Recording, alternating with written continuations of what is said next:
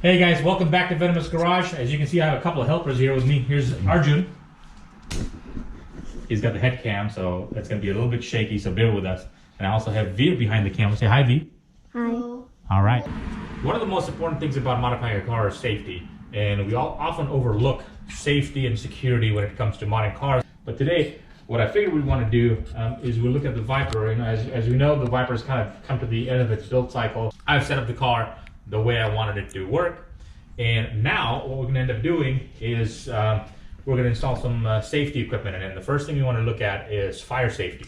So I actually have this fire extinguisher. I want to hard mount this so when I'm on the track, in case there is an emergency or a fire, I can easily grab it and be able to fix things on the fly. So what we did is we went down to the hardware store and we got a couple of washers and nuts, and we have a bracket for the fire extinguisher I got from this company called the Bracketeer. On the website it says it was compatible with the Viper. It really isn't without specific modifications. So I'm going to go through the process of that.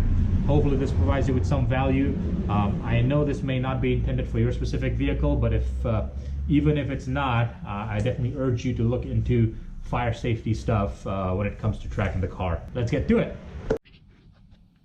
All right, so as you can see, I've kind of installed the bracket a little bit loosely because as I install and set up the fire extinguisher on the bracket, I want it to move around a little bit so I can get the right positioning, so the seat back gives it a little bit of clearance. As you can see, I mocked up the bracket itself and I used the supplied hardware to set this up. I've kind of set it up loosely here so that I can adjust this rail here accordingly. But it looks like there is no clearance issues because if I'm not sure if you'll be able to see it, but if I put the seat all the way back, there's the seat all the way back, it doesn't do any harm to it. So I think we're good to go there. So I'm gonna go ahead and bolt everything down, put my fire extinguisher back on, and so if you guys can see that, this is what the finished product will look like, and it's gonna sit behind the seat here. Can I put the seat all the way back without it messing it up here? So I'm gonna go ahead and do that. Put the seat back all the way, slide that back.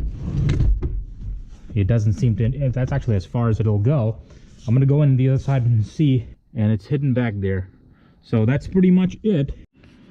All right, so as you can see, brackets pretty much done, everything's pretty much done, and this is how I would install a fire extinguisher in the back of a Gen 5 Dodge Viper. Not sure if the other gens would be compatible, but this is what it would look like. I'm sure there's some modifications that you have to do. I had to put some washers on the bolts for the seat rails there, adjust the bracket itself so that it would clear. It looks like everything's working as it should, just based on the way it's set up. So if I were to ever need a fire suppression system, all I would do is reach back here so I can go ahead and grab my extinguisher accordingly. That's pretty much it.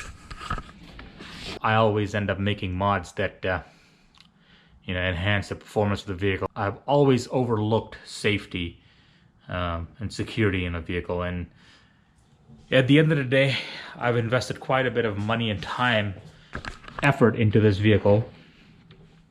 If you've been following the channel, you've seen some of the trials and tribulations I've gone through.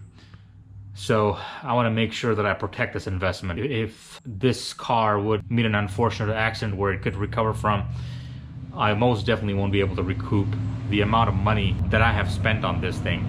So in the interim, what my contingency plan is to make sure that if there is a fire, I can go ahead and extinguish that fire and hopefully salvage the car, salvage the parts off of it, and go from that perspective.